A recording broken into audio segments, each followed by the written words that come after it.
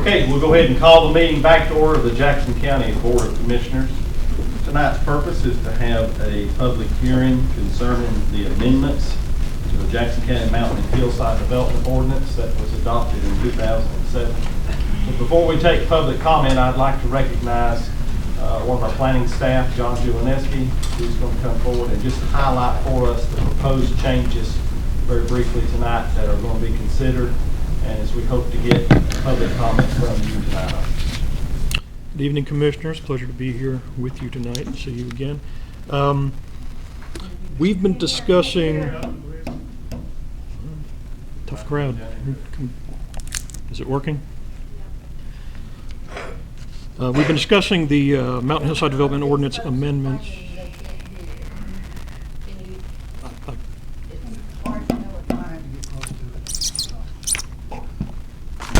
How's that? Okay.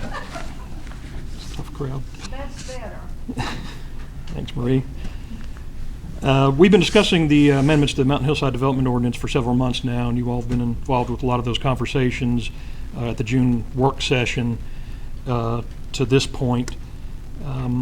The amendments that the Planning Board is recommending to you tonight, they've studied from the period of January through May of this year and are presenting that to you for consideration for the amendment of the existing ordinance. One of the most significant ones, and let me point out here, this is not a strengthening or weakening of the overall ordinance, but a clarification across the board with some of the language and taking the subjectivity out of the ordinance in terms of the method of calculation for the existing, the average slope of existing parcels. One of the large aspects of this ordinance or the amendment to it would be moving the threshold to start the calculation to comply with this ordinance is from 30% up to 35%. One of the things that the Planning Board was hearing from the professionals and the folks that they were listening to that were coming in and speaking to them over the last couple years was that landslides typically begin at 36% and up, and they had pretty good scientific information about that they presented. That was one reason for that. Secondly, the second large part of the amendment would be the calculation method. Currently, the way that they calculate, and the ordinance specifically says the average slope of a parcel. Currently, the way that it's calculated is a line, a drainage line across that parcel from the highest point to the lowest point, basically a rise over run calculation. Does not take into consideration the undulations of the overall parcel. The Planning Board has submitted a formula that has been scientifically proven through our mountainous region, typically from Buncombe, Henderson, West, that has been accepted by not only the town of Silva, but Haywood County, Buncombe, Asheville, and so on. So it is the utilizing the best technology we have available to us with the best information we have in terms of the lay of the land, the contour information, and the parcels of the county. And we're able to do that digitally with the computer through AutoCAD, or obviously with the method that's in the formula. But it's a fine, a fine-tuned formula, and it's the same formula that AutoCAD generates to calculate the average slope. The graphic you probably have in front of you is the summary of the sections of revisions or amendments to the ordinance. Most of it text removed or adjusted. Some text has been added for better definition of the enforcement and the administration of the ordinance. Be happy to answer any questions. Any questions from the board?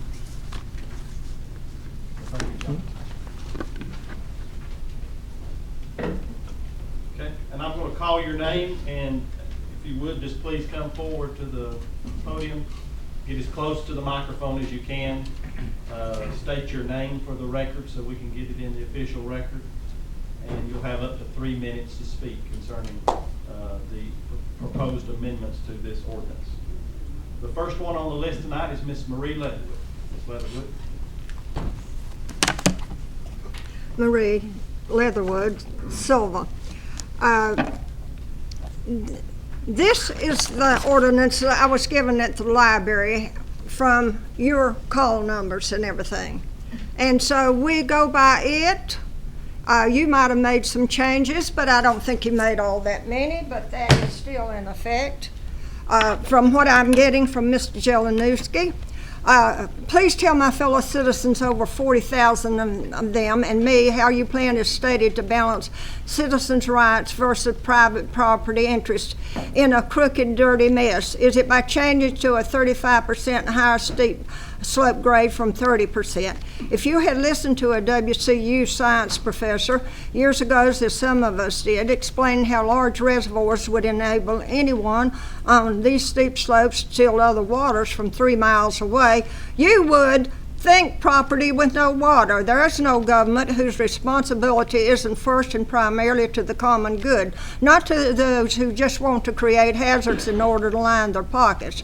From day one, Devna Cody Elders stacked a planning board to gut 2007 highly protective, environmentally sound ordinances with 18-foot wide DOT roads to be kept up always. It was cut and slash up to the highest elevation with 9 feet wide private roads, cutouts gauged into the sides of high slopes for pull-offs for cars to pass that bleed red silt into the streams in the Tuckasegee River, the only water we've got source.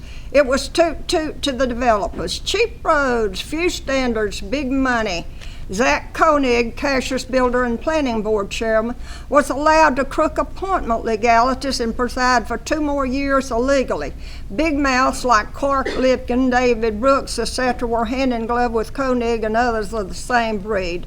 The permitting department siphoned off County Planner Gerald Green's help, leaving him with 1.5 employees. It is no accident or mistake that the engineering formula for the steep slope calculations is terribly flawed, but still being used until recently. Continued use because it helped the predators get higher percentages on steep slopes.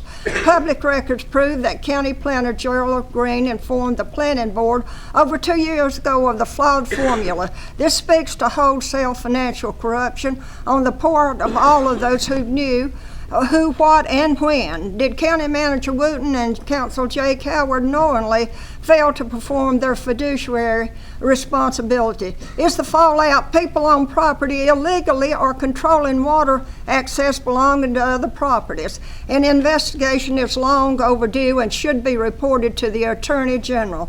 Elders Department knowingly issued hundreds of illegal, flawed permits when he knew this over 2.5 years ago. Now, this is what came from the library.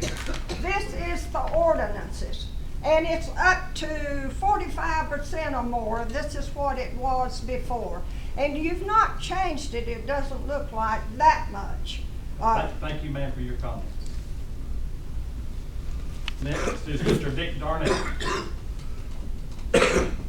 Excuse me. I should have got a drink of water on this. Very well. This is called housekeeping, and that's fine. We knew 7-8 years, or whatever period of time, a housekeeping cycle would take place. Oh, I'm sorry. I understand you. Okay, sorry. I see this as housekeeping, and it's similar to the sound abatement question of several years ago, and it seems pretty. I feel okay. I think there's some sensitivity that Maria's maybe referred to that has perhaps illustrated itself through time.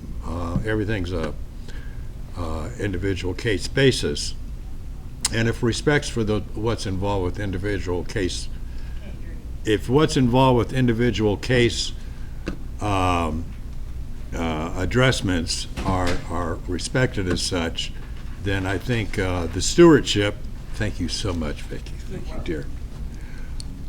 Then everything will go copacetically. The only thing I draw attention to of sensitivity is with Jackson County being the greatest biosphere on the planet, and we have a lot of sacred plants here, an area of consideration involving slope should be looked at insofar as what plants are of the affected proposed area.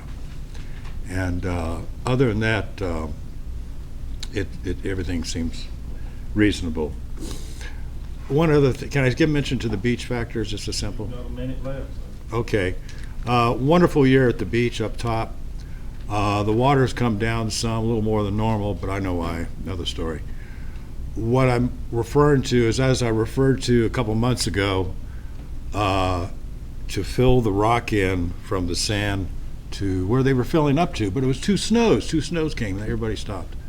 And to finish the job, either them or you or us or whatever on the beach. But it was a great experience. So anyway, this thing here, the sensitivities are in place with how well written the whole thing is. But to be, for the powers that be on deciding matters, to be sensitive to their decisions. Thank you very much. All right, thank you. Mr. Bill Fowler. It's my turn now? It is your turn now. Okay. Sorry about that, folks. As I said, John was courteous enough to give me some time this afternoon and answered, I think, most of my questions. I didn't see in writing that after a developer, an individual, went through the appeals process, that you had access to appeal to the county commission. I think that's implied, but I didn't see it. The other thing is, on the board of adjusters, I assume that that's is that a committee of the planning board? Who appoints them? Are they a separate committee? That 4/5, that's a pretty high standard, higher than the county commission. I think y'all require 3/5. So I would suggest maybe looking at that again. And I made the statement 8 years ago that there's nothing in here really that would give some alternatives. Let's say you have a steep lot that exceeds a 35%, but it's extremely, has a good reclaim and absorption rate. And there's no mention, I don't think, in the document providing for that. I'm happy to say that my property is not affected. I just found that out from John. But what if you have a piece of property and you got a lot of people on the lakes, all 4 of our major lakes, the Tuckasegee, where somebody's got a steep slope, but none of their water can possibly drain on anybody else's property, and it goes into either the Tuckasegee or to a lake.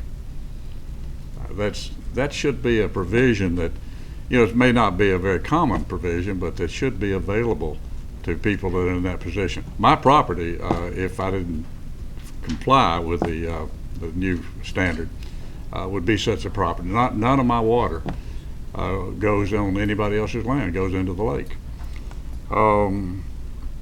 So the grandfather clause, I couldn't find it in our meeting. Looked like toward the end of the document had been weakened a little bit, but I was assured that it still exists for pre-existing registered property, registered survey lots. And the other thing is, you may want to consider that if you're increasing the acreage for a particular house, that when you do your reappraisals, that's going to affect the value of that property owner's property, which is going to reduce revenue if they challenge you for the county. And I'm sure you are thinking about that, but those are my comments. And as I say, John, give him a raise. He satisfied me. Okay, thank you, sir, for your comment. Mr. Doug Coker.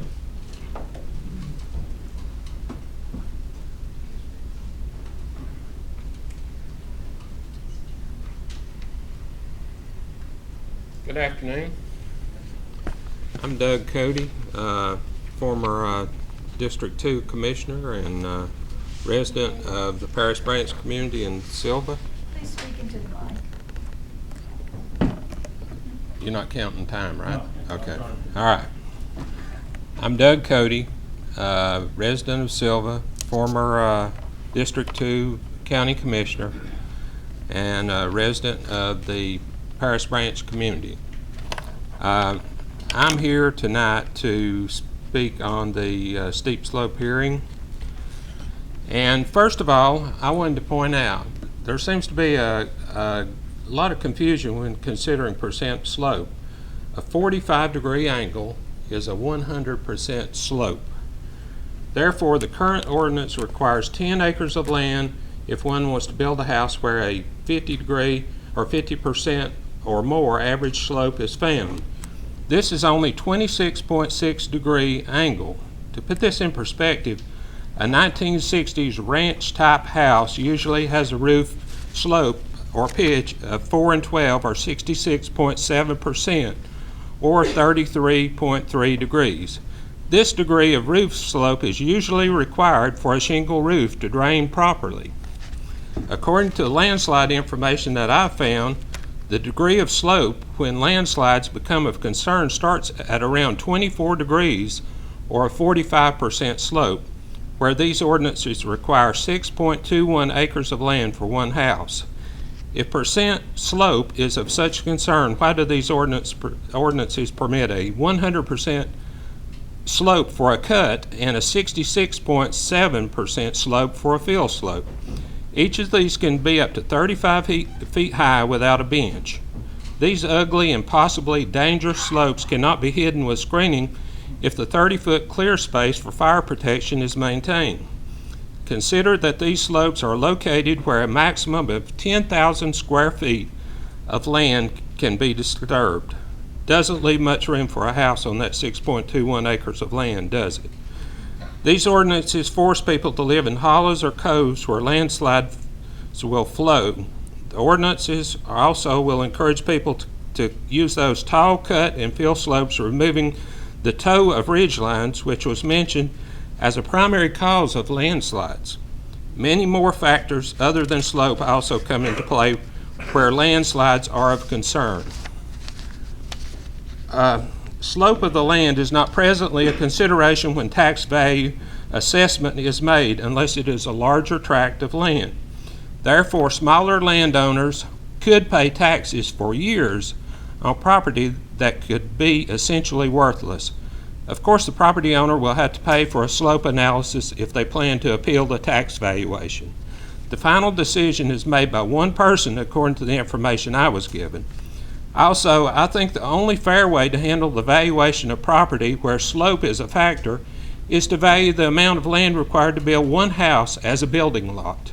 For example, if a 1 acre building lot in a given area has a tax value of $35,000, then the amount of sloping land required to build a single home should be only around $35,000, since the remainder of their land is worthless or nearly so. These ordinances hurt the local little guy by depriving them of the value of their birthright, and they will not stop the big developers who buy thousands of acres, put a lump of it in a preserve, and sell the remaining lots for hundreds of thousands of dollars. The little guy cannot do this. There are also thousands of existing lots of record where houses can be built. Get engineers involved in coming up with realistic solutions to the steep slope issues that are present in Jackson County. These ordinances were designed by planners and a planning board that do not have the expertise needed to make these important decisions. Okay, thank you, sir. Mr. Dan Patillo.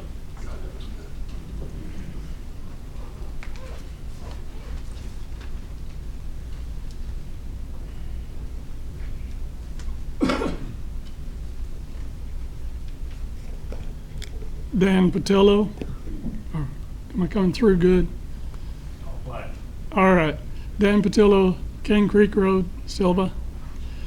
I'm going to say much of the same thing that I've said all along, and that is the steeper the slope, the more difficulty you're going to have with building, and that occurs whether you are on relatively low slope, that is, if you stay within an area where you're flat, you're in fine condition for building. but the steeper the slope, the more difficulty it becomes. And going from 30 to 35% just adds to that. Furthermore, you may find that the steeper the slope, the less there is in terms of soil. If there's less soil, there's less a possibility of building on that site without getting into rock and doing a lot of foundation structure. So I think the best thing for us to do is stay with that 30%. That's what we found earlier, and I believe we ought to stay with it. Thank you. Okay, thank you, sir. David Brooks.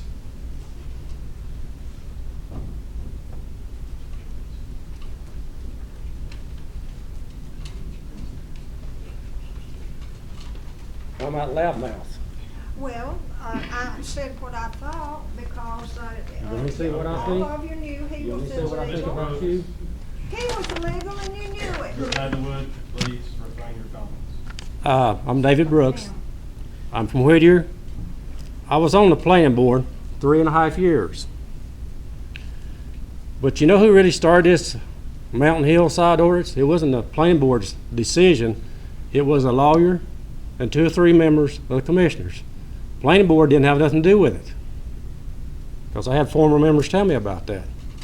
They'll come here and this day and tell you that.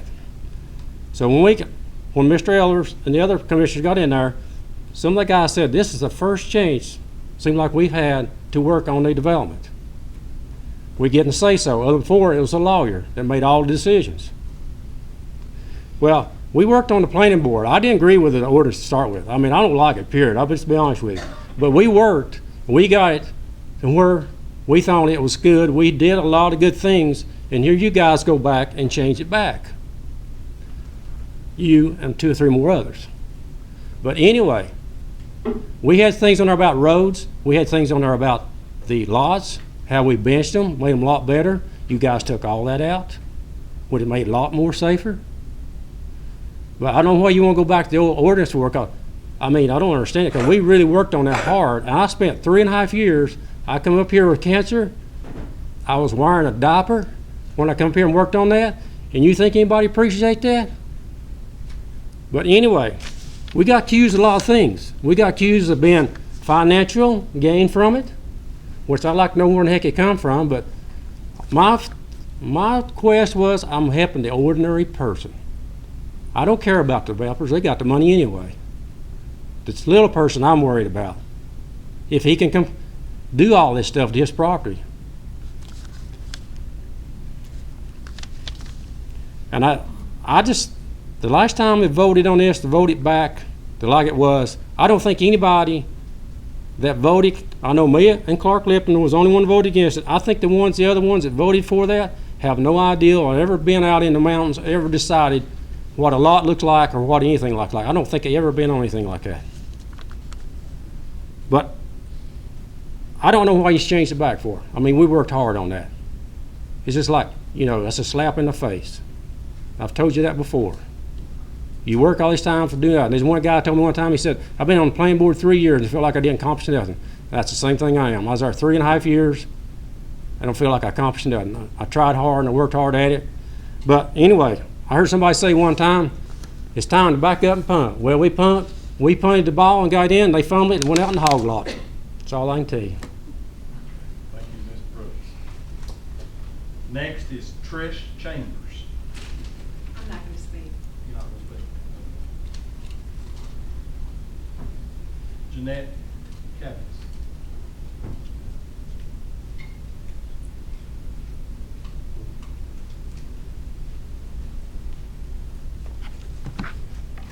Hi, fellas.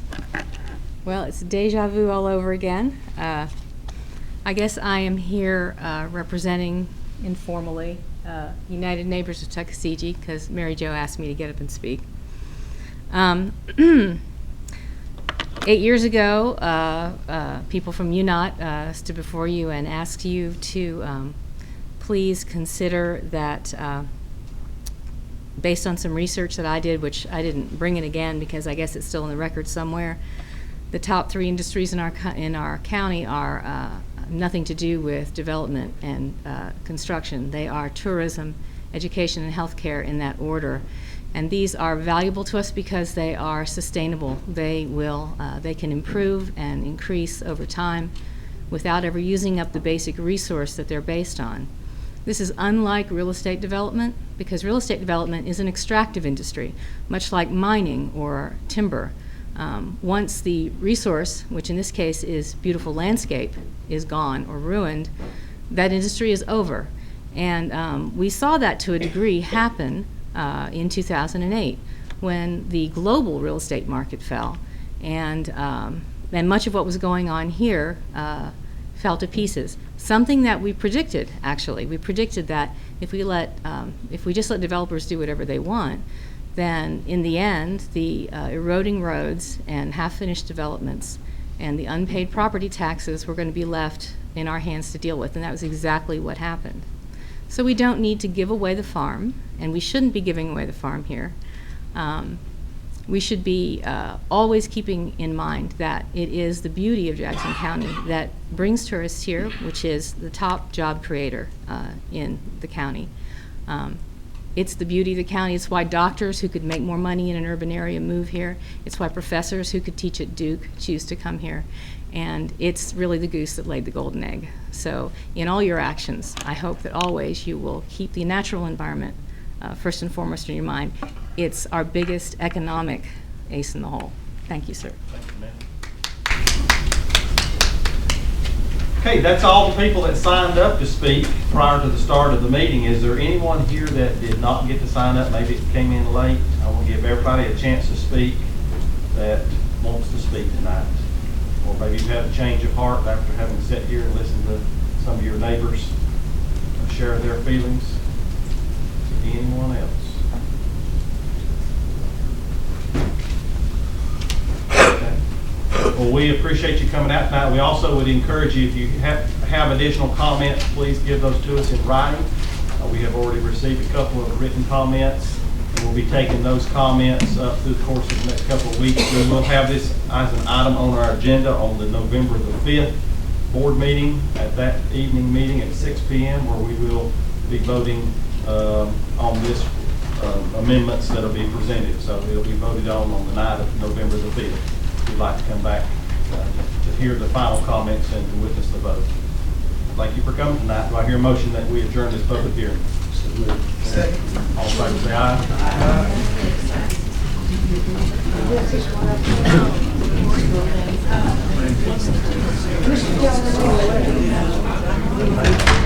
Aye.